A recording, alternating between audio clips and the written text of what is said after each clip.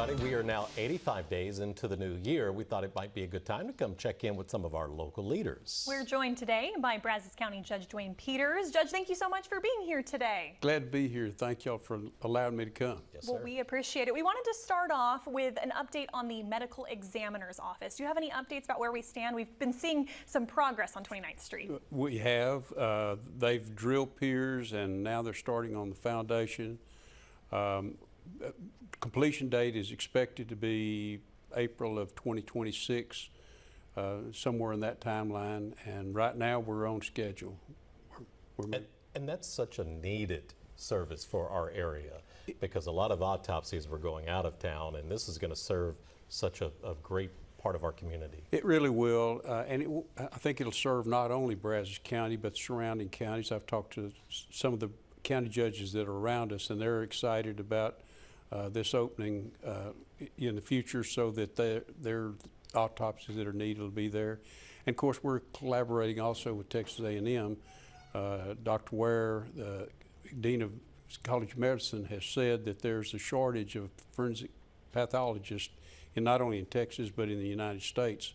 And so we've actually built or are building that with an educational portion in it so they can actually teach medical pathology out there. So we'll be working with them on that also. Good stuff. Moving on to another topic, we've done several stories last year and this year about the loop out on the east side of the county that would connect Bryan to College Station. A lot of people saying we need that loop. As our community grows, traffic gets worse. There's opposition to the loop. Where do we stand on that right now? Yeah, so I mean, the line for that loop was drawn in 2017, I believe. That's when the MPO, through their thoroughfare plan, determined that there was going to be a future need. It's a 2050 plan. So they determined that in the future there was going to be a need for a loop out there. And they drew a line there, which, you know, there's no detail in that line. It's just kind of an area where that line would go. When we asked for and the people voted in 2022, the bond issue, road bond issue, 80 million of that was for own system projects, TxDOT projects. One of those was the study for the East Loop.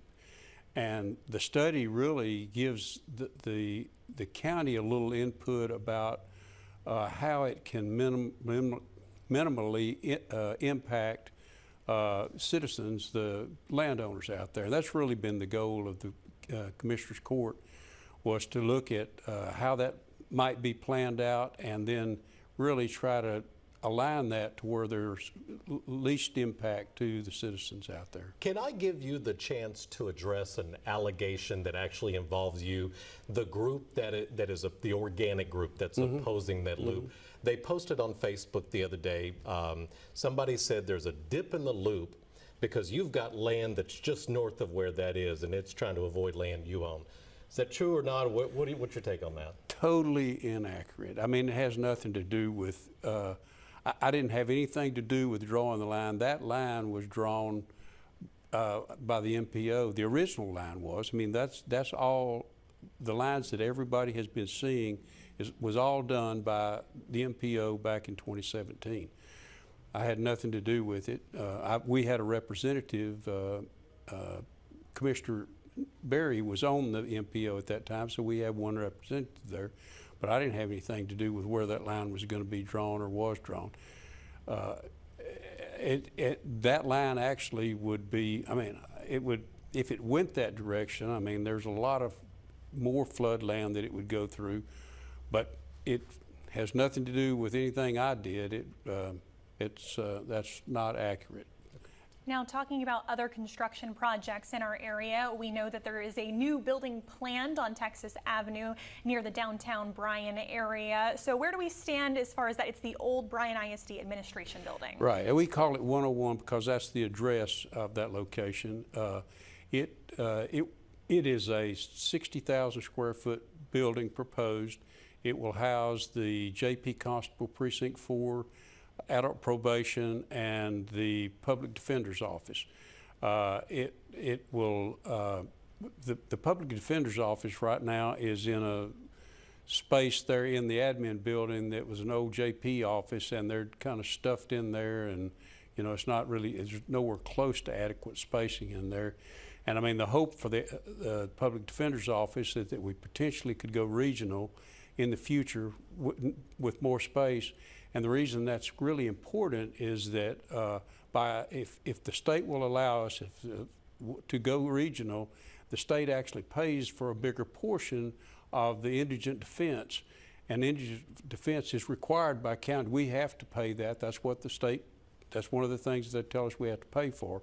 But they'll pay a bigger portion of it if we participate at a regional level, if they allow it. Now, I don't know that they will, but that's one of the things that we're hoping, that there'll be better grant funds to help pay for that. If all goes as according to plan, when could we expect to see that up and running? It'll probably be at least a 2-year period. Okay. Right now we're in the design and architectural portion. We just left that, so we really don't have a date yet that we know exactly when that'll happen, but it's probably going to be a 1.5 to 2-year project. I know you talk to a lot of county employees down there who say, we need that space, we're ready for it. We do, and I mean, there's a lot of offices that are kind of stuffed into closets, and you know, it's really. We're a growing community. We are. Right. We certainly are. Judge, good to see you. I hope you come back and keep us updated on all these projects. Okay. Yes, sir. We'll be back after this.